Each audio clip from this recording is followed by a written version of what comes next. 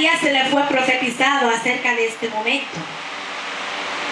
Cuando llevó a Jesús al templo para ser dedicado al Señor, Simeón les bendijo, diciendo: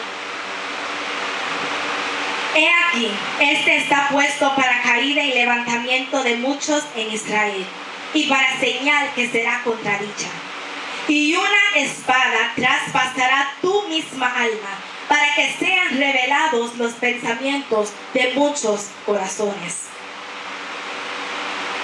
Jesús es la caída y el levantamiento.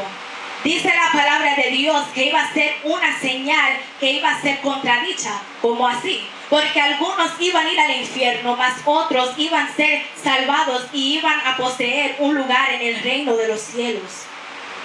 Pero tenían que creer para que todo esto se cumpliera. Según el exégeta Raymond Brown, con esto Lucas quería dejar entendido que la espada la cual Simeón habla era el discernimiento espiritual. María iba a tener que trabajar arduamente en la interpretación y el discernimiento constante. Ella no era excepción a nadie. Ella también iba a pasar por sus luchas y sus pruebas como de estar frente a Jesús sobre una cruz, queriendo entender sus palabras y gestos y no poder hacerlo. María estaba postrada ante la presencia de Jesús. Las escrituras registran que junto a ella estaba su hermana y el discípulo a quien él amaba. Jesús, viendo a su madre en ese dolor, esa agonía y en ese sufrimiento, queriendo consolarla, pronunció pues la tercera palabra: mujer, he ahí tu hijo. Una palabra de consolación hacia María y Juan. Jesús, estando en su propio dolor, en su propia agonía, en su propia situación, no pensó en sí mismo, sino que pensó en ella. Pensó en otra persona. Pensó en usted y en mí. Gloria a Dios. Al decir: mujer, he ahí tu hijo, era como decirle: ahora soy tu salvador, soy tu redentor.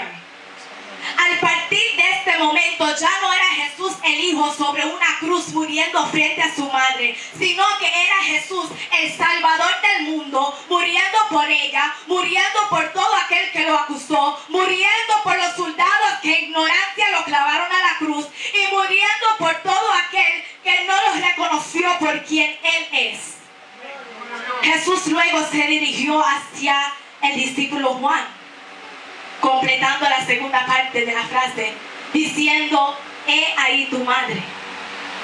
En la tradición judía era costumbre que después de cierta edad la madre se le trataba, como un niño, un baby. Se le cuidaba y se le daba todo lo que necesitaba. A las madres que habían perdido a sus esposos y a su hijo, perdían su valor en la sociedad. Mas Jesús tuvo en cuenta que lo que le esperaba a María, y luego dejó en ella, en Juan, el cargo de ella. Le dice: he ahí tu madre. Es la primera vez que Jesús se refiere a María como madre. Le dice estas palabras para que él se responsabilizara de ministrarle a María y para tomar el cargo como hijo mayor de su familia. María, la salvación de ella no estaba asegurada por ella ser la madre de Jesús, sino que ella también iba a tener que perseverar y luchar por su salvación. Jesús se refiere hacia María en forma de mujer. Hoy, si usted se refiere a su madre como mujer, es una falta de respeto. Pero Dios mismo estableció en los 10 mandamientos: honra a tu padre y a tu madre, para que tus días se alarguen en la tierra que Jehová tu Dios te da, según Éxodo capítulo 20, versículo 12. O sea que Jesús no le estaba hablando para faltar el respeto, sino que él simplemente le quería mostrar la relación de ellos espiritual. ¿Por qué? Porque en Dios no hay madre, no hay padre, no hay hijo, no hay primo, no hay nada de eso. Mi alma te adora. ¡Qué lindo! Aleluya. Jesús le quería mostrar que su relación terrenal iba a concluir, mas su relación celestial era eterna y él quería verla en el reino de los cielos junto a su discípulo amado Juan. Al partir de este momento, Jesús dejó unas palabras de consolación para María y para Juan. Y al partir de esta tierra, nos dejó a cada uno de nosotros que hemos aceptado y creído en Él la consolación del Espíritu Santo. Con esto entramos a la cuarta palabra, la cual se encuentra en el libro de Mateo, capítulo 27, versículo 46.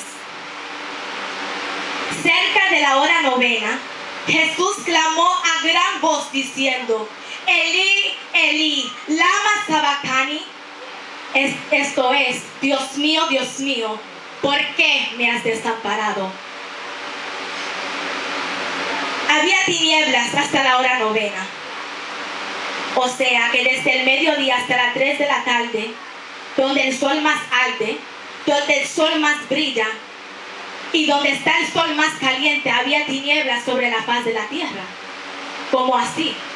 Dios utilizó a su creación, a la naturaleza, para reflejar lo que estaba aconteciendo sobre aquella monte.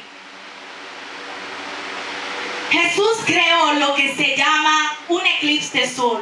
Un eclipse de sol es cuando la luna está girando en el órbito de la tierra y se posiciona entre el sol y la tierra, así impidiendo que los rayos del sol caigan sobre la tierra y haciendo una sombra. Beautiful. La exclamación de desesperación de Jesús nos muestra tres cosas: el peso del pecado de la humanidad, su identificación con los pecadores y el real abandono que sufrió de parte de su Padre. El Espíritu Santo se apartó de Jesús para que todo el pecado de la humanidad se reuniera en un solo lugar, para que cayera y entrara sobre él. Gloria a Dios. La ignorancia de los opresores de Jesús llevó a que lo arrestaran y lo clavaran en la cruz. Luego esa misma ignorancia causó un malentendido en este lugar. Jesús dijo: Elí, Elí, lama sabactani. Y las personas que estaban ahí presentes lo injuraban diciendo, yo me imagino: déjelo ahí, no le hagan nada. Deja que el profeta Elías venga a librarlo de esta. Muchos exégetas dicen que esta es la palabra más misteriosa. Otros dicen que esta palabra es la clímax de esta historia. ¿Por qué la clímax? Porque la palabra cuarta queda en medio de las 7. No. Porque había tinieblas cuando tenía que haber luz. Tampoco. Esta es la clímax de esta historia, porque aquí vemos Jesús en su humanidad completa. Él estaba sufriendo el abandono de su Padre. No hay nada que nos duele más que cuando venimos a la presencia de Dios y clamamos ante Él y sentimos que Él nos responde, que sentimos que su presencia no está ahí para ayudarnos. Y en este momento esto es lo que Jesús estaba experimentando, pero Él lo estaba experimentando para que usted y yo jamás volviéramos a sentir esto de nuevo. Él dice: Dios mío, ¿por qué me has desamparado? Es una profecía cumplida desde el Salmo 22:1. Él demostró que Él realmente era el Hijo de Dios y no un hijo de Dios, porque hay una diferencia. La palabra mío es una palabra posesivo. Él estaba afirmando: tú eres mi Dios. Pero si analizamos bien, Jesús nunca se refiere a Dios como Dios, sino como Padre. Pero Él estaba sin el Espíritu Santo de Dios. Él estaba completamente hecho hombre encarnado.